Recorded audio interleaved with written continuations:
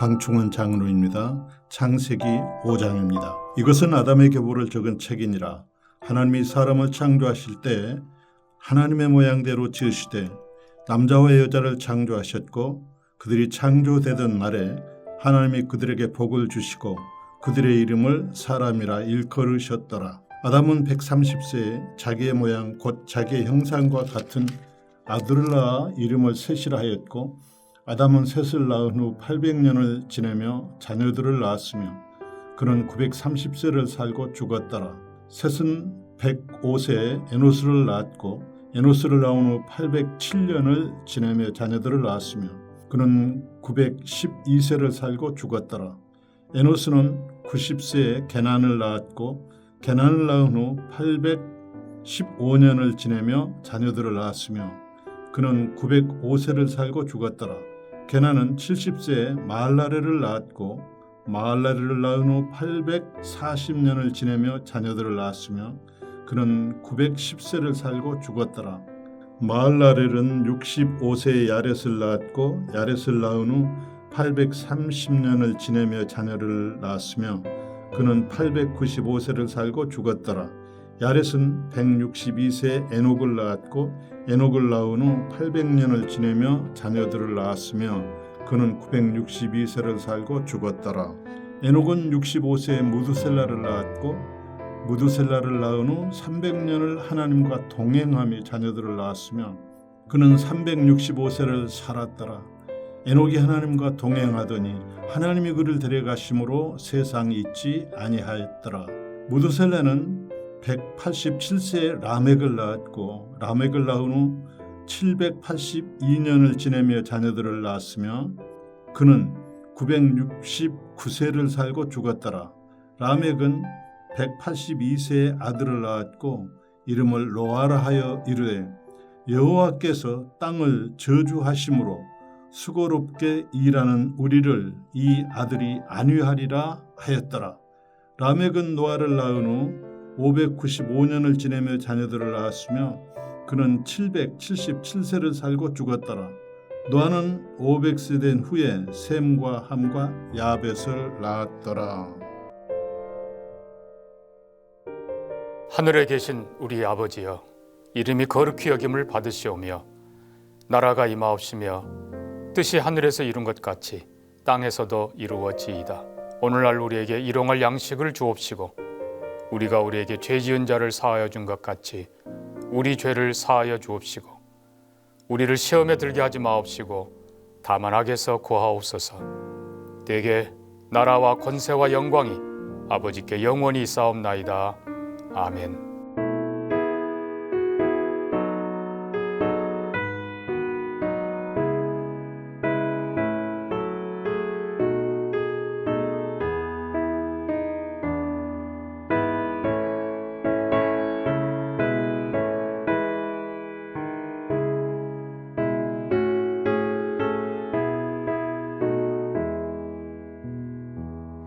나 예수께 조용히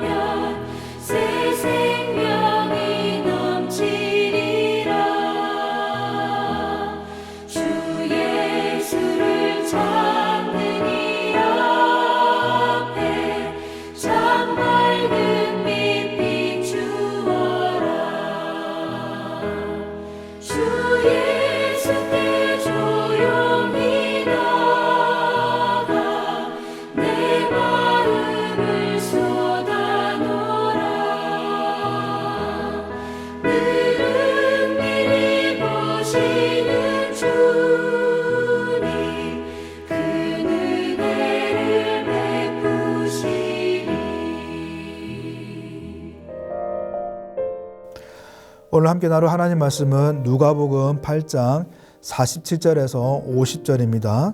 누가복음 8장 47절에서 50절입니다. 여자가 스스로 숨기지 못할 줄 알고 떨며 나와 엎드리어 그 손댄 이유와 곧 나은 것을 모든 사람 앞에서 말하니 예수께서 이르시되 딸아 내 믿음이 너를 구원하였으니 평안히 가라 하시더라. 아직 말씀하실 때에 회당장의 집에서 사람이 와서 말하되 당신의 딸이 죽었나이다. 선생님을 더 괴롭게 하지 마소서 하거늘 예수께서 들으시고 이르시되 두려워하지 말고 믿기만 하라. 그리하면 딸이 구원을 얻으리라 하시고 아멘. 오늘도 하나님의 구원의 손길이 풍성한 하루가 되길 소망합니다. 여러분 어제는 귀신 들린 자를 통해서 예수 그리스도가 구원자 되시고 또 하나님 나라가 세워진 그 광경을 보았다면은 오늘은 이 야이로의 딸 또 혈루증 여인을 통해서 이 아름다운 일들이 일어나는 것을 우리는 볼 수가 있습니다.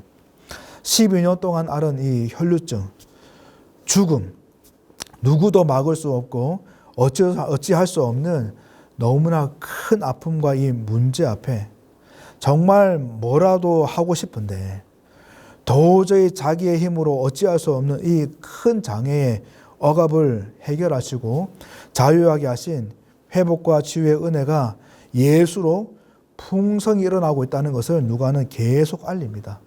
낮은 곳마다, 낮은 인생마다 예수로 충만한 진짜 소망이신 예수로 가득한 그 은혜를 누가는 알리죠. 무엇보다 본문에 예수님이 구원이라는 것을 말씀하시는데 그 구원이 어떤 것인지 또 그 안에 담겨있는 주님의 마음이 어떠한지를 누가는 알려줍니다. 오늘 사건을 가만히 보면은 특징이 있는 것을 우리는 알게 됩니다. 이 사건의 주인공을 보면 공통점이 있죠. 그게 뭡니까? 첫 번째로는 여성이라는 것과 두 번째는 10이라는 숫자가 강조되고 있습니다. 혈루증 여인은 12년을 앓았습니다. 그리고 야이로의 딸은 12세이죠. 여러분 이 두 공통점은 또 여성이라는 이 공통점은 이들의 인생이 얼마나 팍복한지 얼마나 처참한지를 알려줍니다. 잘 아시는 것처럼 당시 시대는 여성이 그렇게 존대를 받지 못한 시대였습니다. 오히려 가축이 더 귀하게 여겨진 그런 시대였죠.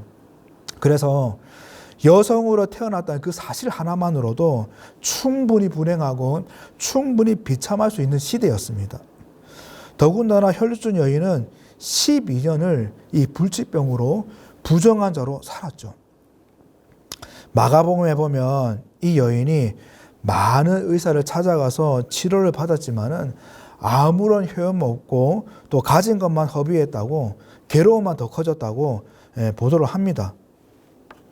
그래도 희망을 잊지 않으려고 발버둥을 치지만은 발버둥을 치면 칠수록 비참해지고 좌절밖에 남지 않은 그 고통을 이 여인은 12년 동안 경험해야 됐습니다. 이 아픔을 무슨 말로 표현할 수 있을까요? 흔히 남편을 잃은 아내를 미망인이라고 합니다. 아내를 잃은 남편을 호랍이라고 하죠. 부모를 잃은 자녀를 고아라고 합니다. 그런데 자녀를 잃은 이 부모를 부르는 칭하는 호칭은 없어요. 왜냐하면은 그만큼 그 아픔을 표현할 길이 없는 거죠. 어떤 단어로 설명할 수가 없기 때문입니다. 아마 야이로가 그 심정일 텐데 사실 이 혈루증 여인도 못지않은 고통이었을 겁니다. 그 고통을 뭐라고 설명할 수 있을까요? 성경은 또한 이 야이로의 딸이 12세인 것을 강조합니다. 당시 유대인들이 어린 자녀가 성인식을 하고 성인이 되었다고 인정받는 그 나이가 13세였습니다. 그러니까 이 딸이 제일 이쁘고 제일 꽃다운 나이가 지금이라는 사실을 알려줍니다. 그 꽃다운 나이는 딸이 죽어가고 있습니다. 실제로 시체가 되었어요. 그 시대에 여성으로 태어나 아픔도 많고 서러움도 많겠지만은 그래도 한참 미래를 생각하고 내일을 꿈꾸는 그런 나이입니다. 그런 아름다운 것들이 하루아침에 끝나버렸어요. 그런 딸을 보는 이 야이로의 서러움과 고통이 얼마나 클까요? 무슨 말로 위로할 수 있을까요?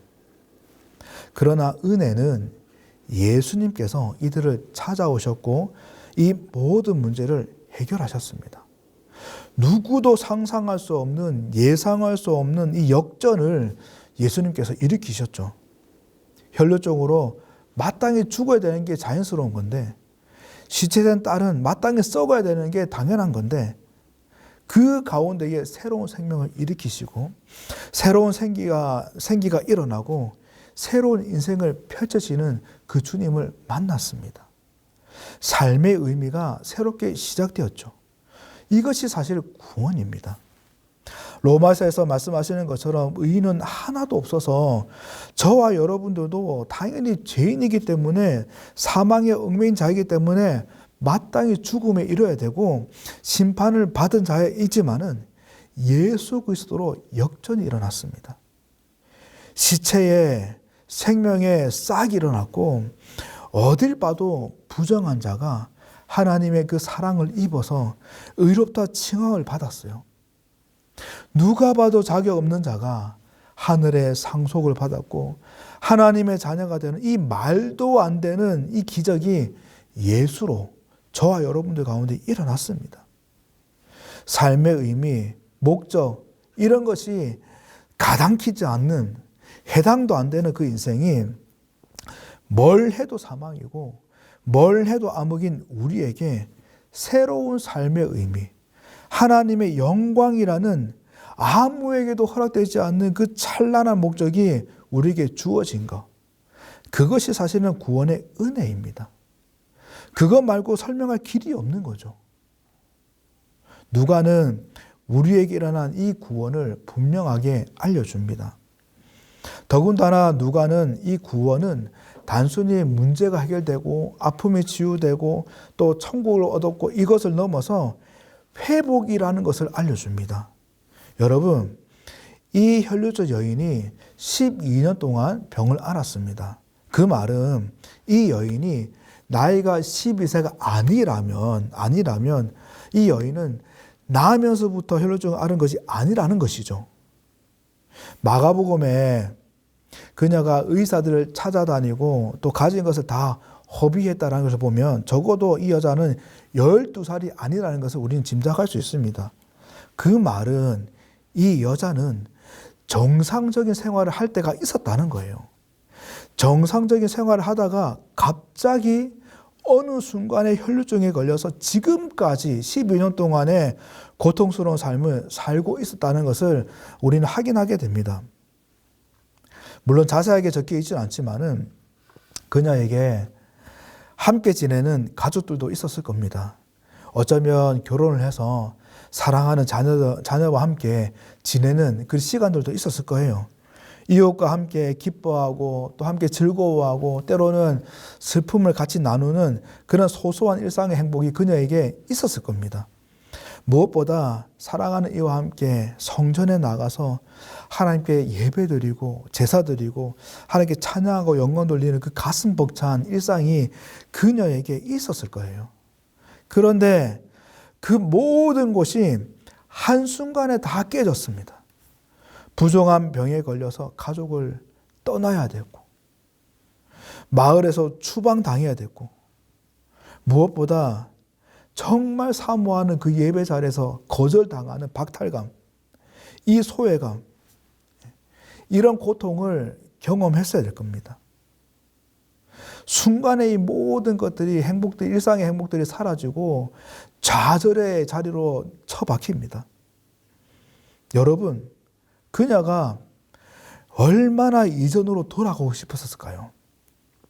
차라리 나면서부터 혈류증을 앓았다면은 그래도 쉽게 단념을 했었을 텐데 이 회복의 그 모습을 생각하면서 상상하면서 이전의 그 생활들을 기억하면서 돌아가려고 하는 그 기대가 그녀에게 얼마나 컸을까요? 기대하면 기대할수록 몸부림치면 칠수록 이 현실은 좌절되고 이 현실은 바닥을 치는 이 가운데에 얼마나 이 그녀의 마음이 부서졌을까요? 이 야이로의 딸도 마찬가지죠. 그녀가 죽어가기 전까지는 행복한 일상들이 있었을 겁니다. 사랑하는 부모님과 함께, 또 친구들과 함께, 또 물론 뭐 인생에 다 좋은 일만 있는 것은 아니겠지만은 사소하고 또 일상에서 경험하는 그런 기쁨과 또 행복들이 아마 그녀에게 있었을 겁니다. 나름 꿈도 있었을 것이고, 또 가정을 이루고 자녀를 낳고 또 이 결혼이라는 황홀한 그 모든 것들을 생각하고 꿈꾸는 그런 모습도 있었을 겁니다. 그런데 순간 이 모든 것이 다 날아가 버렸습니다.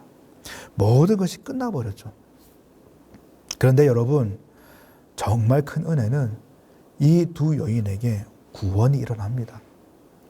병이 고쳐졌고 생명이 다시 시작되었습니다. 그래서 일어난 이 은혜가 뭡니까? 일상이 회복이 된 거예요. 그 큰 고통과 문제 이전으로 돌아갈 수 있었다는 겁니다. 혈루증 여인은 기쁨으로 가족의 품으로 돌아갔을 것입니다. 성전에 드리는 이 기쁨의 예배가 그녀의 삶 가운데에 다시 시작되었을 거예요. 야유의 딸도 꿈꾸고 기대했던 그 일상의 것들이 다시 시작이 되었습니다. 구원은 회복이라는 것을 누가는 분명하게 말합니다. 저와 여러분들도 예수 그리스도로 말미암은 이 구원으로 우리의 가운데 이 회복이 일어났습니다. 하나님과 단절된 관계가 다시 시작이 되었고, 범죄 전에 에덴에서 아담이 누렸던 그 하나님과의 화평, 그 친밀함, 이 아름다움이 다시 시작이 되었죠. 하나님 안에서 꿈꾸고 기대할 수 있는 것들이 다시 할 수가 있게 되었습니다. 이 회복 뿐만 아니라 일상에서 겪는 많은 장벽들 앞에도 하나님의 사람으로 좌절하지 않는 그 능력, 지켜내고 포기하지 않는 그 능력이 다시 시작된 것입니다. 누가는 구원의 회복이 단순히 해피엔딩을 말하는 것이 아니라 아직도 12년 동안 억압한 이 혈루증과 같은 질병이 가득한 인생, 살아있는 자를 송장으로 만드는 그 죽음의 압박이 가득한 이 세상 속에서도 예수 그리스도를 말미암아 치유의 능력을 나타내고 생명의 능력을 나타내는 그것이 구원이라는 것을 알려줍니다. 그렇게 하나님의 신실하심과 예수 그리스도의 메시아 되심과 구원자 되심을 지켜낼 수 있는 능력이 있다는 것을 누가는 알려줍니다.